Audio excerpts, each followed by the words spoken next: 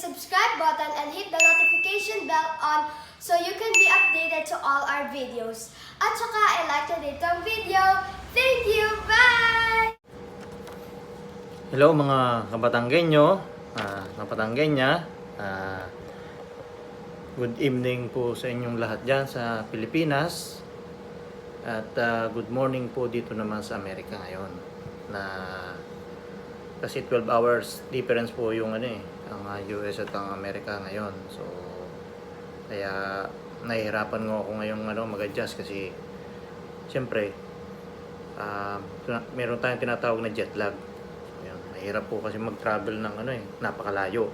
So lalo po ngayon na may malaking problema pong buong mundo na yung tinatawag na COVID-19 na kalat na sa na buong mundo. Kaya nakakatakot po ngayon mag-travel. So kaya nga nung umalis ako ay maraming flights po yung mga nakakancel kasi yung mga airlines nagpo-pull out ng mga flights kasi walang mga sumasakay. So kung sila man ay babiyahe patungo sa ibang lugar at kakunti yung pasahero, magiging sila, lugi sila. So kaya siguro nag-decide na muna sila na huwag muna bumiyahe dahil isa pa ay napakalaki ng risk ng pagsakay sa eroplano kasi kulong po yun sa eroplano, aircon. So centralize yung aircon. So kung sino man yung may halimbawa hindi naman natin alam na infected pa rin isang tao, so madaling mahahawa yung ibang tao dahil nasa isang enclosed space nga kung tawagin sila, di ba? So ingat po tayo sa pagta-travel natin, ingat po tayo dyan sa Pilipinas, tsaka mag-iingat din po ako dito sa sa Amerika, lalo na po na dito sa Amerika ngayon ang pinakamaraming cases na ng COVID-19. So habang tumatagal, dumarami. So nahihirapan sila ngayon i-contain at still naghahanap pa rin sila ng ng vaccine. Nagre-research sila kung anong vaccine na kailangan mong maiturok sa COVID-19 na to para naman yung mga tao ay gumaling at maging normal ulit yung pamumuhay. Hindi lang po dito sa Amerika kundi dyan po sa Pilipinas. So yun po, mag-ingat po tayo lahat. So at humingi din po tayo ng tulong sa kay Panginoon, kay Lord, na lagi po tayong magdadasal na sana po ay pagalingin na po yung mga yung mga may sakit na COVID at yung mga hindi pa gumagaling ay sana tuloy na rin gumaling para sa ikabubuti po ng lahat, na wala nang mahawa at maging normal na yung pamumuhay. So yun po. So ang topic po natin ngayon ay tungkol sa maging mahusay na marino. Yun po yung topic natin. Maging mahusay na marino. So, napakaganda pong topic na ito kasi ito po ay tungkol sa mga seafarer, lalo po dyan sa atin sa Pilipinas. So saludo po ako sa mga marino katulad ko na nagtsatsagang umalis ng bansa para lang makapagtrabaho sa barko at mabigyan ng magandang kinabukasan ng pamilya at ang kanyang mga anak. So yun po. So tingnan nyo po itong susunod kong video. So abangan po ninyo. So bago po ang lahat ay please subscribe to my channel and please hit the notification bell para lagi kayong updated sa mga upcoming videos ko. So okay. So tara na. So simulan na natin. Hello mga Kapatanggenyo. So ito po yung ating topic ngayon, maging mahusay na marino. Kasi ako po ay natutuwa dahil siyempre yung mga seaman na mga Pilipino ay talagang in demand po sa ating iba't ibang bansa kasi ang Pilipino po ay likas na, masipag at madiskarte sa katrabaho. Kasi talagang hard worker po ang mga Pilipino. Kahit anong patrabaho sa barko, talaga po tinatrabaho nila ng maayos. So kaya po napakaswerte natin at kahit na po yung nagkakaroon ng problema ang ating ekonomiya ay still tinatawag po pa rin ng mga Filipino seafarer kasi magagaling po magtrabaho. So salute po ako. So yun po. So maging mahusay na marino. Oh, gandang ano. Yun. So bago po kayo maging isang marino, so marami po kayong dadaanan. So dito po yung mga posisyon na kung sa tingin nyo ay capable kayo, i-push ninyo. Walang problema po yun. Basta sipag at tiyaga lang po yan, makukuha ninyo yan. At ang isa ko pong sasabihin sa inyo, maging inspiration nyo ang inyong pamilya. Kasi tulad ko po, ako yung dun sa pamilya ko po ako humuhugot ng lakas at loob para magtrabaho dito sa ibang bansa. Lalo po sa mga anak natin na nag-aaral. So ako po, sangat ko po ng magkaroon ng magandang kinabakasan. So, wait muna. Inyo munang panoodin ang sasabihin ko bago kayo magsulat ng mga posisyon na inyong a-applyan sa barko. Tsaka mamaya, sasabihin ko rin sa inyo yung mga certificate at mga requirements na kailangan nyo kunin. So, doon kayo magsusulat. Okay? Hindihan nyo? So, ito na yung mga posisyon na pwede nyo applyan sa pagsampa nyo sa barko. So, ito na ha? Ito na. Yung mga posisyon po natin sa barko pala ay kapitan. So, iyon po ang pinakamataas na posisyon sa barko. So, bago nyo po yun makuha, so, kailangan nyo pong mag-exam, mga pangkapitan, pero step by step po yun. So, yung mga posisyon po na kailangan yung daanan bago kayo maging kapitan ay yung ordinary seaman, able seaman, junior third officer, third officer, second officer, at ang susunod na pong bago kayo maging kapitan ay yung chief officer. Yan po yung mga posisyon na kailangan yung munang pagdaanan. Yun, pagdaanan. Kapitan. Kasi ang pagiging kapitan po ay hindi napakadaling posisyon. Kasi tulad po sa cruise ship, bagamat yung sa cruise ship ay lagi pong ibang foreigner po yung nagiging kapitan kasi mas po sila, mas qualified sila. Kasi syempre, yung ibang mga principal ay mas trust nila yung mga foreigner captain. So kasi ang dinadala po ng kapitan sa mga cruise ship ay mga human lives, mga tao, mga pasahero na siyang nagbibigay ng trabaho sa ating mga seaman, sa mga cruise ship crew member. Yun po. So, kung kayo po naman, ang susunod po nating posisyon ay yung chief engineer. So, yun po ay nakalimutan ko pa po.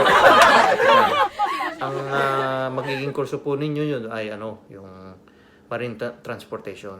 Yun po ang magiging course nyo kung gusto nyo maging kapitan. So, exam po kayo. Pag nakapasa, so step by step po yun. Third officer, second officer, hanggang maging chief officer at yun po maging kapitan. So, talaga napakahirap po talaga. Talagang magtsatsaga po kayo kasi nandiyan po yung yung unang-una yung financially. So, yung pong ibang kumpanya at gustong mag-exam yung mga kanilang mga opisyal ay pinapayagan po nila, sila po yung gumagastos, pero yung iba namang kumpanya ay yung mga crew niya, ano po yun, sariling sikap nila yun, sila yung gagastos ko. So, isa pa rin po yung factor na kailangan nyo mag-ipon. Kasi, pag ganun po na sinabi ng inyong, pag gusto pala ninyong mag-exam, at hindi isosolder ng kumpanya nyo, so, pera ninyo yung gagastusin nyo. So, kailangan pong maganda mag-ipon din. Tsaka, para din sa pamilya, sa kinabukasan nila. So doon po tayo sa susunod na posisyon. Yung pong chief engineer. So, ang chief engineer po, yun yung in charge sa engine room. So, yun, engine room. So, kumbaga ay makinista. So, bago po kayo maging chief engineer, dadaan muna po kayo sa engine cadet. Yun, engine cadet. Yun po yung pinakamababa. Tapos yung sunod po ay wiper. Tapos oiler. Tapos after po nun, yan. Medyo maganda na. Maganda na. Fourth engineer, third engineer, second engineer, at ang chief engineer na po. Yun. Yun. Pero, siyempre, sa sinabi ko nung nakaraan, sa posisyon ng kapitan, bago nyo ma-achieve yung ganitong posisyon, mag-e-exam uli po kayo. Yun. So, talagang grabe po yung pinagdadaanan ng mga seaman, lalo-lalo na po yung mga yung mga officer ng iba't ibang department. So, talagang magtsatsaga po kayo para sa ating pamilya, para makuha nyo yung mga ganong posisyon. Yung pong pangatlong posisyon ay yung electronic engineer.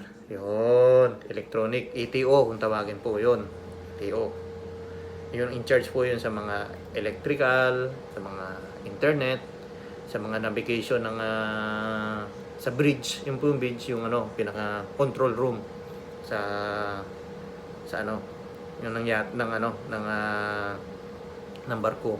So, siya yung in charge po doon kung halimbawa magkaroon ng trouble, so siya yung tatawagin ng kapitan, yung electronic engineer. So bago po kayo maging electronic engineer, dadaan muna kayong maging assistant electrician. Yun, assistant electrician po muna. Tapos yun, saka po kayo magiging electronic engineer. So, yan po yung mga sinasabi ko, mga officer po yan. Malalaki po ang sweldo niyan. So, yan po ay yung magiging hamon ninyo. Kung gusto yung lumaki ang sweldo nyo, yan, kailangan po natin magsumikap para maabot ang ating pangarap. Diba? Ayos! So, kung kayo naman po ay ang course nyo ay Hotel and Restaurant Management, na katulad ko, pwede po kayo maging chief cook.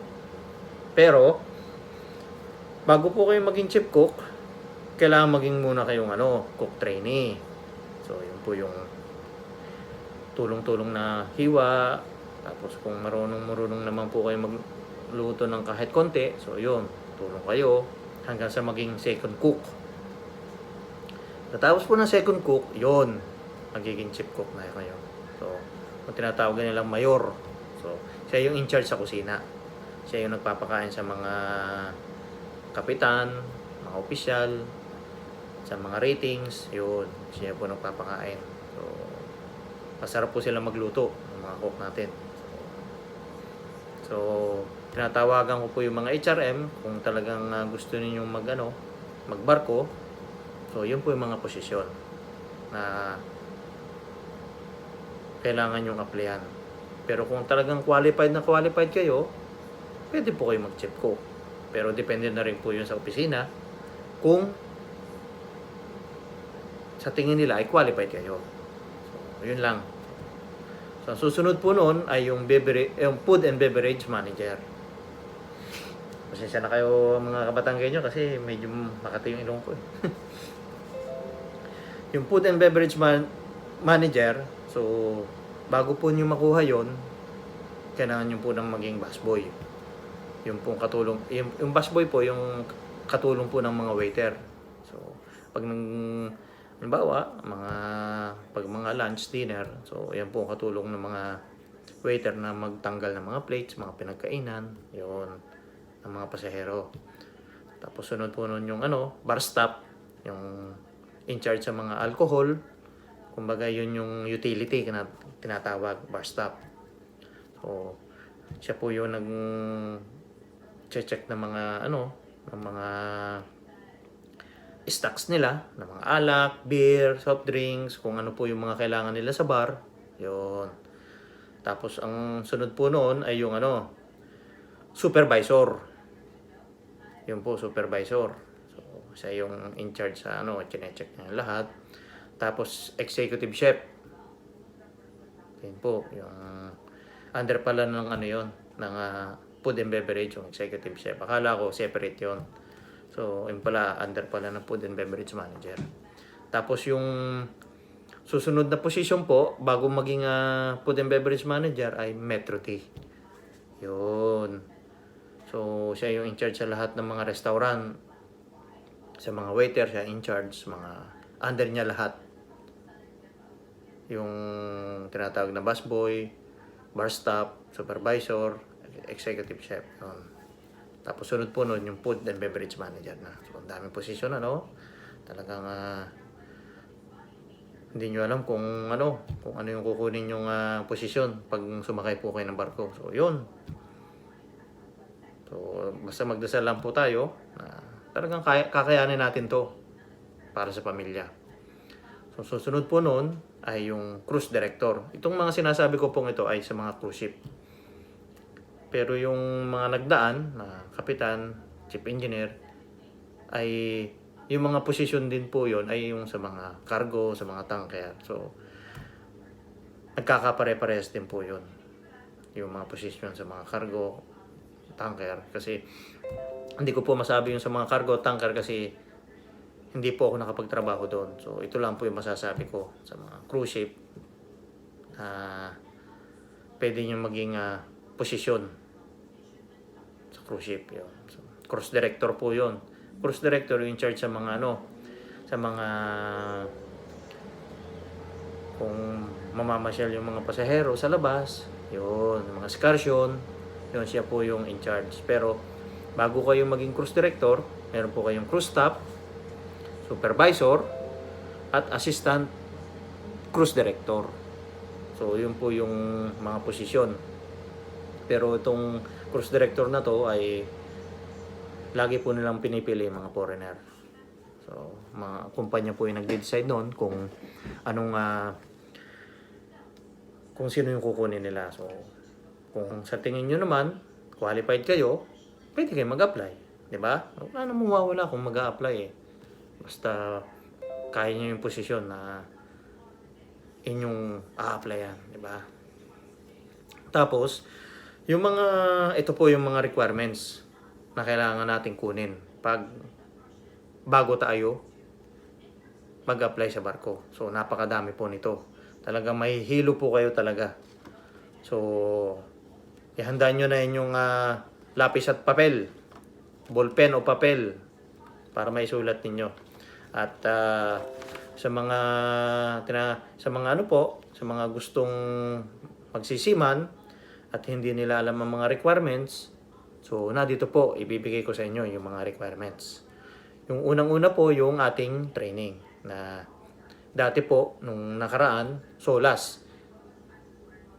Yun po yung safety life at sea. Yun, tawagin. Ngayon po ay BT. Acronym ay BT. Yun po ay basic training. Sabi nga po nung ibang mga seaman, nagbibiro lang na balik training. Binaligtad. Balik training. Kasi lagi, every 5 months po yun eh. Dati noon, ano yon, walang expiration. Pero ngayon, balik training ang sabi nila. Pero basic training po yun. Yun po, basic training. Tapos ang susunod po nung ating kukunin, after nung training na yon na 10 days, tapos nakuha natin yung certificate, ang susunod po nun ay yung Seaman Book. Yung Seaman Book. Ngayon po ay yung training po natin, ngayon puro online na yon. Online po natin mag-a-apply. I-apply po natin ang yung Certificate of Proficiency, COP kung tawagin. So hindi porket meron po tayong training na yung mismong basic training ay yun na po. Hindi po yun. So kailangan na nyo pong ipa-COP pa yon. Yung tinatawag na ano ba yun? Yung Certificate of Competency. Yun. Si Batang nalilito na eh. Sa dami. So yun po. So online po yun. So ngayon, habang tumatagal, pahirap po yung naging requirements sa seaman. Pero hindi po yung hadlang kasi kung talagang desidido kayo mag-seaman, so kailangan nyo sundin yung prosesong yun. So after nun, yung susunod na requirements, Seaman Book. Yung kuha po kayong Seaman Book. So bago kayo makuha ng Seaman Book, kailangan nyo nga yung certificate na kinuha ninyo, medical, NBI na visa seaman, yung pong tawag doon, visa seaman yon. Tapos medical, kailangan din po ninyo ng medical pag kukuha kayo ng seaman book. Pero doon po sa training, di ba, nag-medical tayo. So yun, pwede nyo gamitin para hindi na kayo kumuha pa ng panibago kasi mahal din naman eh. Lahat ng mga training mahal. Yung BT ngayon, 10 days na yung training. Pero ang alam ko, yung training ng BT ay mga nasa 6,000 to 7,000 na ata yun. Kung mag-uwihan pa kayo, so ang laki na magagastos nyo, mga kabatanggen nyo. So, kaya mahirap ang maging seaman. Pero walang mahirap kung hindi nyo talaga itatry. At magiging motivation po ninyo yun. Kahirapan sa pag-apply. So yung susunod po natin yung CPR Registration Certificate, yung SRC kung tawagin. Yun, kinukuha po yun sa POA. So mag-a-apply po kayo po mag-aayos noon. So tingnan nyo, ang dami talagang kukunin. Passport yung susunod, passport. Tapos meron pa po tayong vaccine na kung tawagin ay yellow fever. So yun po ay 10 years yung validity nun. Yung yellow fever na yun. So pupunta po kayo dito sa sa may ba yun? Sa may port. Yung sa quarantine ba yun ata? Yun. Papaturo kayo doon. Hindi ko alam kung magkano na po ngayon. Dati 1,200 yung kada truck. So, after nun, medical naman. Pero yung medical na to, iba yun. Iba na po to. Ito yung medical na pagsampan nyo sa sa barko. So, lahat titingnan po yun. Lahat. BP, dugo ninyo, ihi. Tapos ay meron pong psychological test. May sa ngipin, sa mata, at saka sa tenga. So, napakadami. Ang dami pong mga medical. So kung kayo po'y makakapasa doon, napakaganda yon dahil matutuloy kayo sumampa na. Kung bumagsak kayo, depende na po sa sa manning agency. Kung minor lang, sila na magde-decide ng kung pwede kayong pasampahin o hindi. Kasi ngayon napakahigpit po ngayon, lalo na dito sa international water na kailangan wala kayong nararamdaman bago kayo magtrabaho as a seaman. Yun. Tapos sunod po noon, nakapasa na kayo at may line up na kayo, so paperman na kayo ng POA contract. So ang mag-aayos po noon yung manning agency na. ng POA contract. So, ang gagawin nyo, babasahin nyo lang, pipirmahan, at kung wala kayong naiintindihan doon sa kontrata na yon, kasi marami po yun eh. Ilang article po yon. So, kung hindi nyo naiintindihan, pwede nyo itanong sa opisina ninyo kung sino yung nasa documentation. So, i-explain naman po yun ng maayos sa inyo para malinaw din, para pag halimbawang may nangyari sa inyo sa barko, wag naman po sana. So, alam po ninyo yung mga article na nakasulat doon. So, after po nun, nung POA contract, pre-departure orientation naman. So, yun po ay PIDOS kung tawagin. So, ang nagbibigay po noon ay agency, meron pong in-house, merong sasabihin sa inyo na pumunta ka dito sa gusaling sa building na to, kumuha ka ng PIDOS. Yun. So, dito sa PIDOS ay dito sasabihin sa inyo yung kung ano yung mga dapat gawin bago kayo sumampa. Tsaka kung sa bansang pupuntahan nyo, kailangan ninyong malaman kasi mahalaga po yun dahil aalis po tayo ng Pilipinas, wala tayong kaalam-alam sa pupuntahan natin sa ibang bansa. May mga restriction po yun tulad kung halimbawa pupunta kayo ng magjo-join kayo sa Muslim country. So, kailangan ninyong malaman yung guidelines sa mga restriction sa mga Muslim. So, kailangan yung pag-aralan yun. Tsaka, kailangan sundin yung kanilang culture. Kailangan sundin nyo yung culture nyo. Kasi kung hindi, makukulong kayo. So, napaka-importante po talaga ng PIDOS. Yun.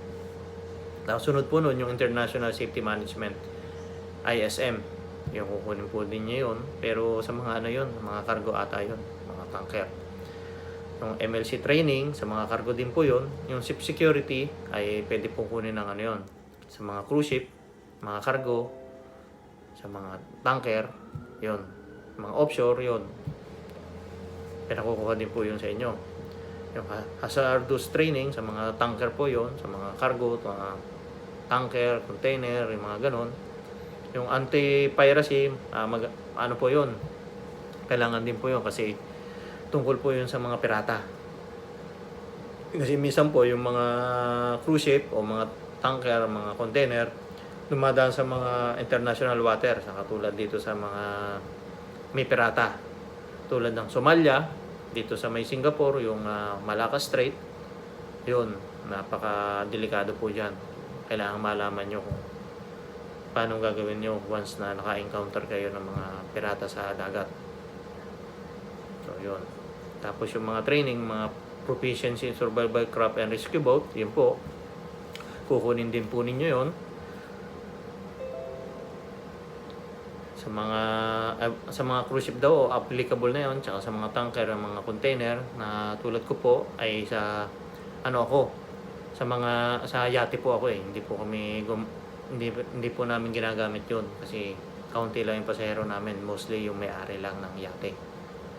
So, kung saan lang niya pumunta, so yun lang ang aming pupuntahan. So, tapos ang susunod po doon yung crowd and crisis management. So ito applicable to pwede rin sa amin sa yate at saka sa mga cruise ship kasi mga tao po yung pasahero nila. So mahalaga po yun kasi just in case na magkaroon ng problema ng man overboard, fire sa barko, grounding, at saka oil spill, tsaka collision. So makokontrol nyo yung crowd. So yung mga pasahero, hindi po yun magpapanik. Napakahalaga po nun para tahimik yung crowd, para safe po yung lahat.